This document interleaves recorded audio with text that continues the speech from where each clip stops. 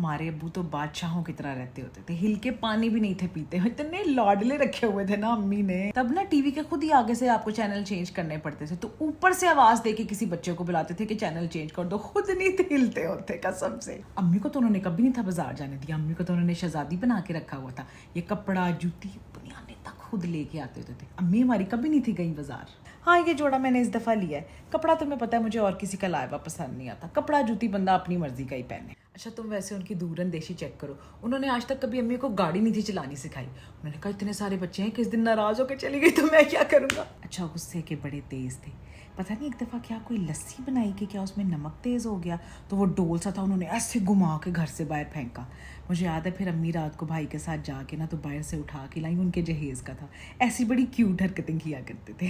کپڑے انہوں نے استری ہوئے پہننے ہیں, چاہے رات کو 2 بھی بجے نا تو بھائی کو آواز دیتے تھے کہ جاؤ میرے کپڑے استری کر کے لاؤ. فرحان بیچارے نے رات کو آنکھیں آدھی بند نیند سے یوں زور لگا کے استریاں کرنی, تو انہوں نے ایسے پکڑ کے نا بستر کے اندر ہی کر کے تو وہیں چینج کر لینے. اس نے بیچارے نے چیختے رہنا کہ اگر آپ نے یہی کرنا تھا, سونا ہی تھا, تو استری کیوں کروائے ہیں. لیکن بس استری لازمی کرانی ہوتی تھی, بادشاہ آدمی تھے. بچوں سے تو عشق کرتے تھے, یعنی کہ سوچو ہم 12 بہن بھائی تھے, بعد میں تو 8 ہی بچے, باقی تو فوت ہو گئے.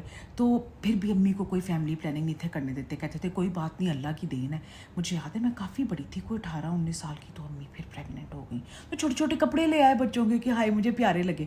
تو امی نے کہا چولہے میں ڈلیں گے کپڑے. امی ذرا سخت طبیعت کی تھی ہماری, انہوں نے جا کے صفائی کرا لی. وہ کہتی ہے میرے سے نہیں اب ہوتا. ہاں یعنی کہ 15-16 سال تو امی مسلسل تقریباً سمجھو کہ پریگننٹ ہی رہی ہیں. خیر تب کی عورتوں کا ایسے ہی ہوتا تھا, تب تو نارمل تھی یہ بات. بڑا پیار کرتے ہوتے تھے امی کے ساتھ, کبھی انہیں کہنا میری لاڈو, کبھی میری گلابو, پتہ نہیں ایسے پیار سے نام رکھے ہوئے تھے. اس سے کہ تھوڑے تیز تھے, کبھی کبھی تھوڑی مار کٹائی بھی ہو جاتی تھی, لیکن دل کے بہت نرم تھے, بہت زیادہ.